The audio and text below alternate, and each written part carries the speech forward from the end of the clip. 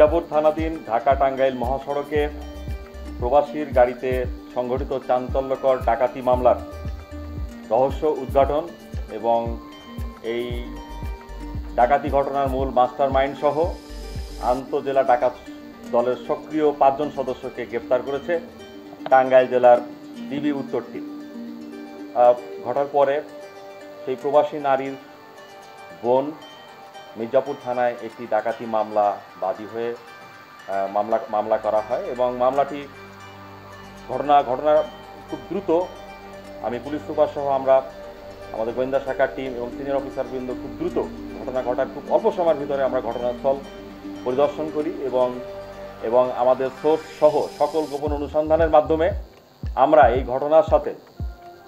যে main master কিলার তাকে আমরা গতকাল সাভার এলাকা থেকে গ্রেপ্তার করতে সক্ষম হই এবং তার নামটি হলো হাকিম এবং তার নামে বিভিন্ন জেলায় প্রায় 12টি মামলা আছে। তো হাকিমকে গ্রেপ্তারের পরপরই এই ঘটনার সাথে অন্যান্য সংশ্লিষ্ট যারা আছে তাদেরকেও আমরা গ্রেপ্তার করতে হয়। মোট এই ঘটনার সাথে জড়িত মোট 5 জন সদস্য মাস্টারমাইন্ড হাকিম সহ আরও 4 জন আন্তঃজেলা ডাকাত দলের সক্রিয় সদস্য সাভার এবং মেট্রোপলিটন এলাকার ঢাকা মেট্রোপলিটন এলাকার মিরপুর এলাকা থেকে মোট 5 জনকে সহ মোট 5 জনকে আমরা গ্রেপ্তার করতে সক্ষম হই এবং তাদের কাছ থেকে ওই দিন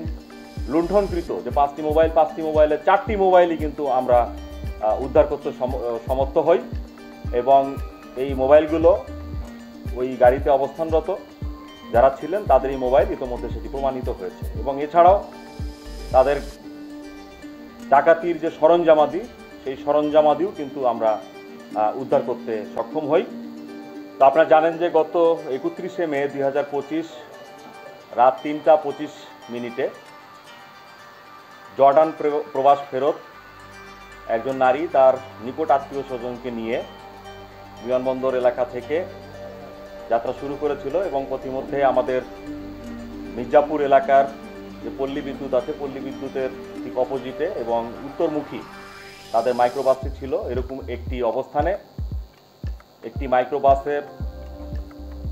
ডাকাত চক্রের সদস্যরা গাড়ি রোধ করে এবং রোধ করে তাদেরকে অস্ত্র দেশীয় অস্ত্র চাকু ছুরি দিয়ে তাদেরকে ভয়ভীতি দেখায় এবং ভয়ভীতি দেখে তাদের কাছ থেকে 5টি মোবাইল এবং 59,500 টাকা লুণ্ঠন করার প্রক্রিয়াকালে আমাদের হাইওয়ে পুলিশের একটি রেকার টিম অন করে যাচ্ছিল, সেখানে তাদের বিষয়টি নজরে পড়ে এবং ঠিক রাস্তার অপোজিটে আমাদের একটি মির্জাপুরের টহল পার্টিও ঠিক ওই সময়টা ডিউটি পালন করছিলেন। তো এরকম একটি সময়ে যখন পজিশনটা ছিল তখন ডাকাত টিম তাদেরকে দেখতে পারে এবং যেহেতু বাসটিকে রেকার দিয়ে রাখা হয়েছিল তারা গাড়িটিকে যেহেতু রেকার দিয়ে রাখা হয়েছিল গাড়িটি তাদের নেওয়া সম্ভব হয়নি। ওই অবস্থায় তাদের যে হাতে অস্ত্রটি ছিল সেই অস্ত্রটি দিয়ে তারা 2 রাউন্ড গুলি বর্ষণ করে এবং একটি গুলি আপনারা শুনেছেন ইতিমধ্যে যে আমাদের এই রেকার টিমের একজন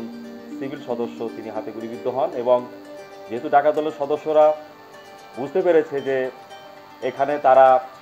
আটকে যাচ্ছে এবং টহল টিমটাও তাদেরকে ধরে ফেলার একটা পর্যায়ের মধ্যে ছিল, তো সুতরাং তারা এই গুলিটা করে তারা ছটকে যায় এবং মহাসড়কের যে নিচে যে বন জঙ্গলটা ছিল সেই বন জঙ্গলটা দিয়ে দৌড়ে পালিয়ে যায়।